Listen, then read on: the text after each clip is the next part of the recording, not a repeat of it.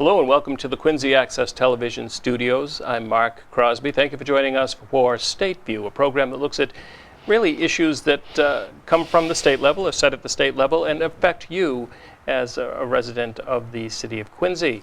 Joining me today is House Majority Leader. That would be Ronald Mariano. Leader, welcome. Thank you, Mark. I'm happy to be here. We should mention that in Quincy, you represent the 3rd Norfolk District. Quincy, Weymouth, and 3 precincts in Holbrook. A pleasure to have you on, and certainly welcome the chat we'll have today. You were touring the city not too long ago, maybe a couple of weeks ago, and one of those tours included Quincy Point, of course. Yeah, the heart of my district, the place where I grew up, the place my family has lived for about 75 years. And we're pleased to see some of the activity that's been generated by some of the improvements that we've been able to make, beginning with the Fore River Bridge. The Fore River Bridge was something that I began working on when I first got elected. And it was a struggle. It was a struggle to get the money, the significant amount of money. I forget what the total bill was, but it's over $375 million, I think. And to get the Commonwealth to make some improvements around the bridge to improve the access and the traffic flow in and out of the city of Quincy. But we were very fortunate. After a real long debate about the type of bridge that was going to be built, we settled on the vertical lift that's there now. And the vertical lift allows us to do a couple of things. It allows us to open the span for the tankers that come in to the Citgo oil terminal. And it allowed us to raise the height of the bridge so that we don't have openings for sailboats as frequently as we used to.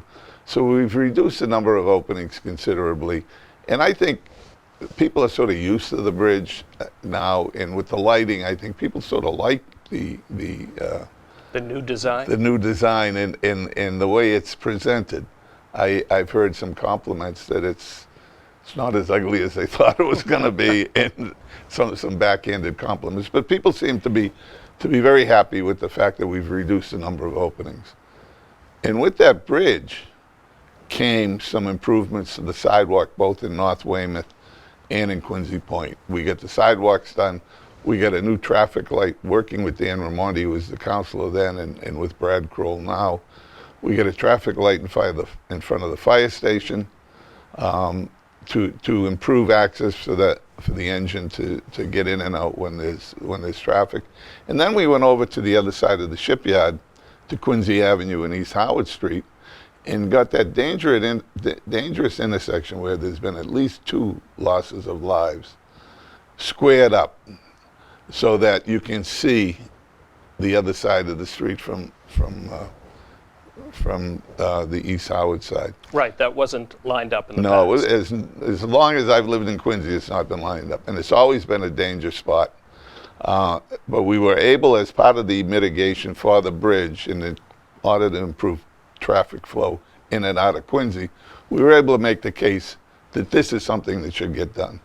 And Mass Highway came in and did a very good job of redesigning the intersection and giving us sight lines on all 4 corners of the intersection now. So those have been the things that I've been able to get done that significantly changed the corridor on Washington Street. And you're starting to see new businesses. You have the storage issue, the storage building down there that's new, that Brad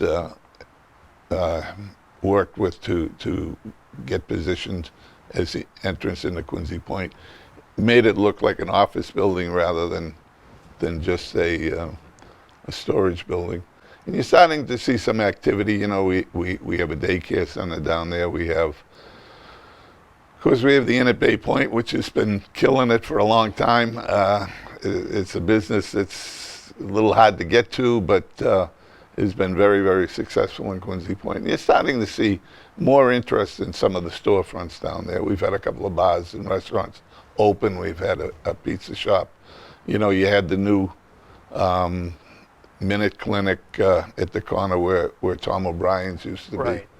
So you've seen some visible improvements, and we hope to continue to And the see push those. would be always on the commercial side, at least in this area, Oh correct? yeah. Less residential, more commercial. Yeah, we need that. We have, well, I guess we've seen improvements in both. By squaring the intersection on Quincy Avenue, it's allowed the permitting of a small condo section where the old Topman Insurance Yes. used to be. So you're seeing both, but the hope is that we can attract the majority of commercial to help alleviate the residential tax rate. There's been a lot of talk, and I know it's currently abandoned, but there was talk, and there was, of course, a ferry in use from the area that we're speaking of, Quincy Point, and that was run, I believe, by the MBTA. Yeah, it was at the yeah. time. The pier was I won't say condemned, but there were problems with the safety of the pier, and that had to be rebuilt. And the T at the time was in no position to rebuild for a ferry that was only running half a year. So there has been no discussion. The discussion about a ferry are more appropriate in the Squantum area, where we have the pier that was built by the MWRA to get out to Deer Island. Now that pier is relatively new and it's not used. And would make sense if we were going to have a ferry in Quincy to have it there.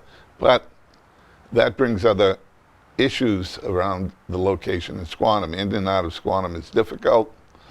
We're working on improving some of the entranceways into Squantum now. So we will reevaluate that at some point. Right now, the T is one of the priorities in the House right now. Transportation and the transportation in general, and the T in particular. Well, we're talking about buses, but of course, trains. Well, trains are very important. As you know, the Red Line has been neglected in Quincy for an awful long time. And then, would you agree that some folks that I see think it's too much all at once as far as improvement?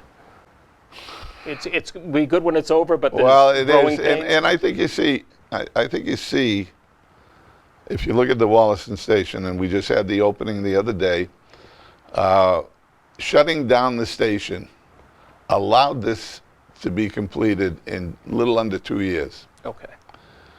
That never would have been done if we had done it piecemeal and tried to do it on weekends and closing it down Fridays and going to Monday.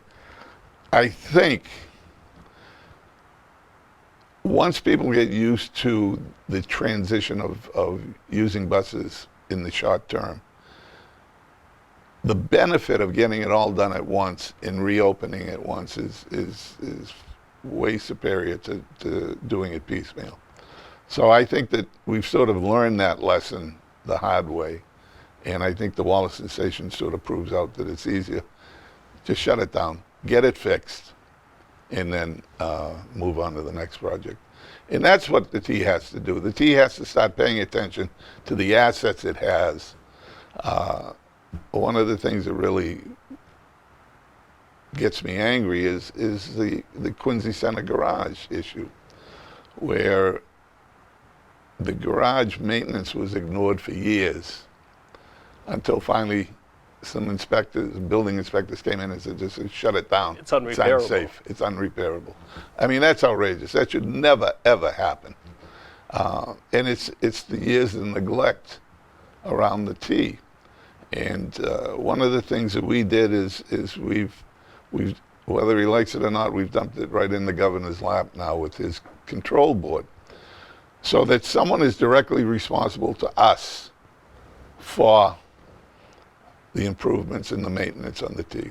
And we're going to hold his feet to the fire. And we have been. And it's been a fairly good relationship up until now. We'll see how it goes as things go on. But our main focus in the House is to make sure the T takes care of the things they have before we begin to get into discussions about ferries and Silver Line extensions and the commuter rail extensions down the Fall River, all of which will improve the economy of the Commonwealth. But but have to be done in a fiscally responsible manner. And you have to have workable trains, the cars themselves. Yeah, that was a problem. That was a problem, and we think though that we've fixed that, and we've moved on to I think a relationship with a Chinese manufacturer that appears to be working. So. I do need to talk about the compressor station before we leave the Yeah, Four okay. River Basin completely. Your thoughts on that? You think you're optimistic the plan to build will be abandoned, you think? Possible? No. No. I know it has federal approval, so what are the likelihoods that it will, in Well, fact, the only we have two bites at the apple: CZM and I guess CZM, Coastal Zone Management, because it's close to the Four River Basin, and they're the only ones, and they're not going to stop it. All they're going to do is put some controls on it. I've managed to get legislation through to put an air monitoring station. It was just approved, and we were just meeting with the governor's folks and DEP to position this where we think it'll be most effective. Because it isn't just the compressor station I'm concerned with. I've been concerned about the Four River Basin for a long time, and we've had these fights for years. When the pelletizing plant went in, we had a fight over air monitoring. When the power plant went in, we had the same fight. And people are suspect about the air quality in that area, and they should be. And for years, we've been fighting with the DEP to give us some data, and we haven't been able to get it. But we're going to use this opportunity with the compressor station to make sure we have a measurement of air quality. And it's going to be extensive. It's going to cover all the potential problem gases that can be emitted. And we're going to collect the data. And over time, if this is a problem, we will take some action. What's your thought about the proximity to neighborhoods, simply in the event of a fire? Well, it's a problem. It's a problem, but we don't control the process. The feds control the process. Right. And the compressor station, initially, there was not a huge backlash against the compressor station. Initially, it was only when the petitioners doubled the size of it to increase the amount of natural gas that can pass through the pipelines that it really got the attention of everyone, because now it put it in a position of causing significant damage to a wide area. And that was just intolerable. And that's when you began to see the citizens groups and people start to mobilize against it. The unfortunate thing is we don't have much of a federal impact. We had Congressman Lynch involved, and he was a great champion of this. But we were unable to crack the permitting process at the federal level. We had a couple of commissioners come in, and our arguments fell on deaf ears. We had a meeting at Weymouth, the Abigail Adams School, and we had two commissioners there, and we all testified, and there were a number of citizens that testified, and we just couldn't make our case. Let's talk about the climate and renewable energy and wind turbines and where you stand there. You're for the use of offshore I've been a champion of offshore wind ever since I had the opportunity to take a trip to Denmark and see how much power is generated by turbines, wind turbines, and how productive small, which looks like very small turbines because they're so far offshore, can produce. And wind turbines, offshore wind, got a bad name because of the Cape Cod gentleman who tried to put them off of Nantucket Sound. One of the reasons that he was met with so much resistance is because it only generated I think 2.5 megawatts per turbine, and the turbines were way too close to shore. If you move down to Fall River in New Bedford, where the continental shelf goes out for miles and miles and miles, and it's flat, with the technology that's in place today, the turbines are 9 megawatts, significantly larger than the 2.5, and they're getting bigger. And with those 9 megawatts, with 50 turbines, you'd be able to power Fall River. Another 50 you could do New Bedford. That's a significant movement towards clean energy for the Commonwealth. And we have acres and acres of area that we can use for offshore wind. And because the shelf is so flat and goes out so far, you position these out and you can barely, and I saw this with my own eyes in Denmark, you can barely see the tip of anything, and it's hard to tell what it is out there. It keeps it away from the maritime, the pleasure boaters, because it's so far offshore that you don't really run into them. The birds seem to adapt, and the commercial travel boats, they're far enough out that they don't impact the commercial traffic on the water. So there's a lot of reasons why we should look at that. The reason that got us interested in it, when everyone wants clean energy, we're all working towards getting away from carbon producing energy sources. Wind is renewable, and once the windmills are up, the power source is free. And it's hard to beat free. Free is good. Free lowers your cost per kilowatt hour, or at least allows you to maintain a flat cost per kilowatt hour. And we have in New Braden a power plant that just went offline, which we can use to create a center for offshore wind, where the power lines could come in and then move off across the Commonwealth. We'll look at the shutdown of the Pilgrim power plant in That's Plymouth. another reason we're going to need the power. We're going to need the power because no one's going to reopen a nuclear plant. So it's You say everybody's on board, but somehow I don't believe the Trump administration is on board with Wow. renewable There's energy. there's nothing I can do about those folks. I don't know what they're doing. I just, it is frustrating being in state government and having an unpredictable federal government. It does present us with a lot of problems. I do want to talk about prescription drug pricing and your interest in promoting transparency. Yeah. Prescription drugs are a real challenge for us because you're starting to see two distinct problems. One is the high cost of drugs that exist now. The fact that insulin prices have more than tripled is incomprehensible to me. I don't understand why a product that's been around for a long time. And originally was free. Well, yeah, it was free for a while, but Right. for a very short while. But really hasn't changed in its production. I mean, people will say, well, they don't use pigs anymore, they use chemicals, but I would think that would be even cheaper. But the fact is that the formula hasn't significantly changed since its discovery. Same with EpiPens. But the prices seem to be going up and up and up.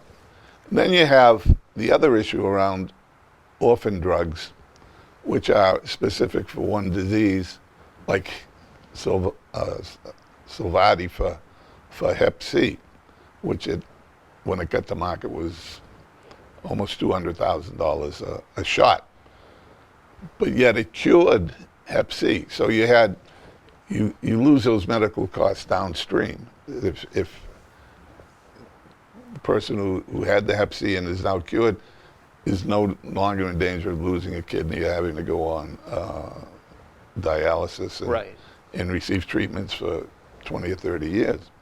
So there's a savings that comes around with that. So we have to attack this from two different angles, and we have begun. we've filed a bill and we've taken action to have some of these pharmaceutical companies go before the HPC and explain why insulin has gone up as much as it has. Explain why EpiPens have increased by 3 times.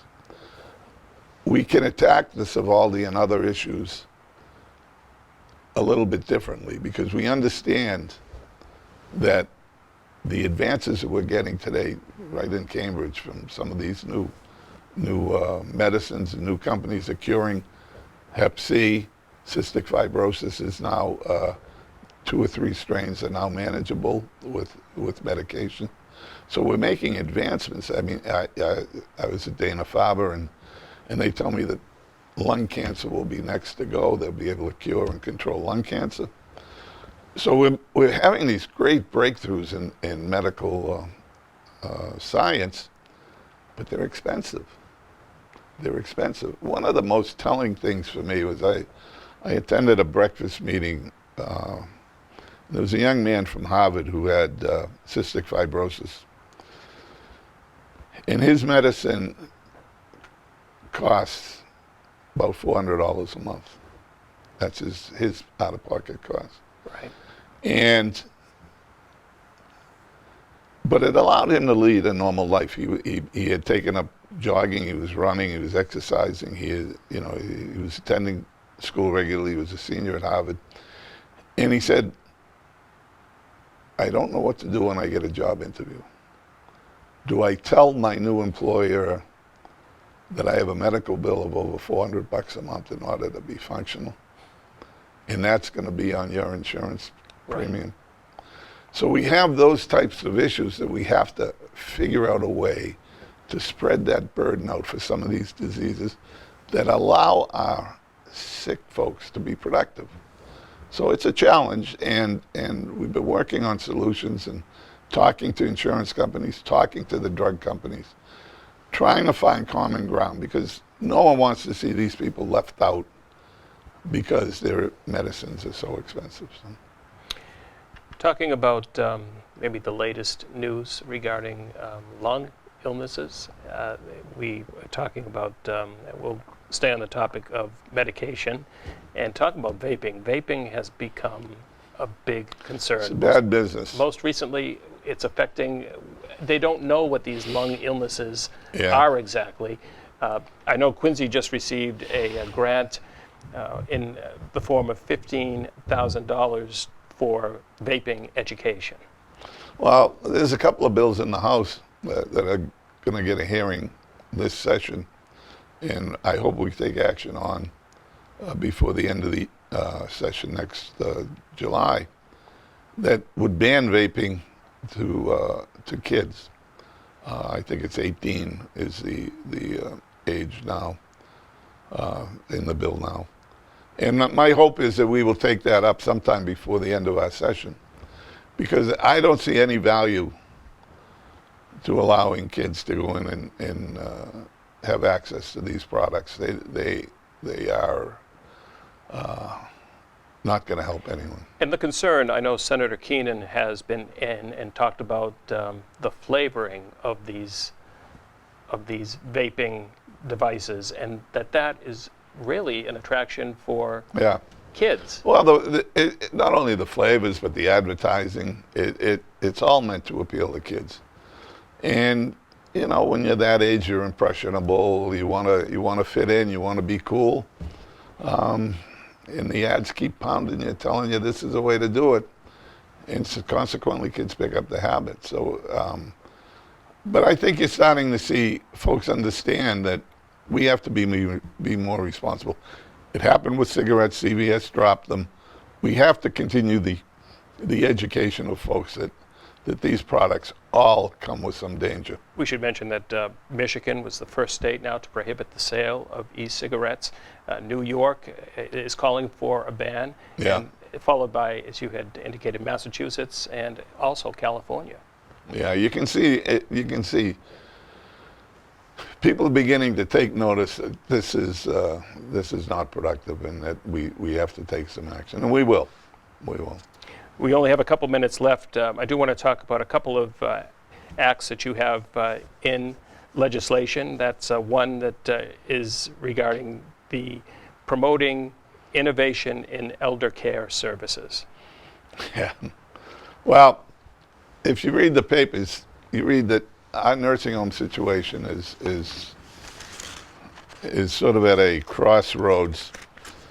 And as people my age, baby boomers are aging out into the nursing home era, we have some issues. We have some issues in how we fund nursing homes. We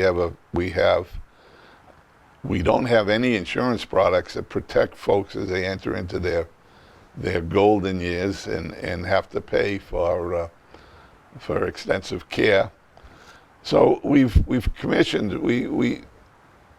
in this year's budget we put some money in to help the nursing homes by raising their base rate reimbursement. And with that, we asked for a study let's talk about how we can creatively fund some of these nursing homes and create some folks who want to be in the marketplace with some stimulus. Because right now there is a real concern. Will there be enough beds? And where will those beds be? Location is another problem. We seem to be losing beds in our population centers, which does not bode well for the future. So, Believe it or not, we are at the end of the program. that flies by. It does. It It does. flies by. But that means that you'll just have to come back and talk more. Sure, on it anytime. at a different time. But thank you very much for joining me. It's been a pleasure. Happy to do it. Thanks, Mark. Mark. Thank you at home for watching. You have been watching a program of Quincy Access Television. Please continue to watch QATV for more locally produced programming.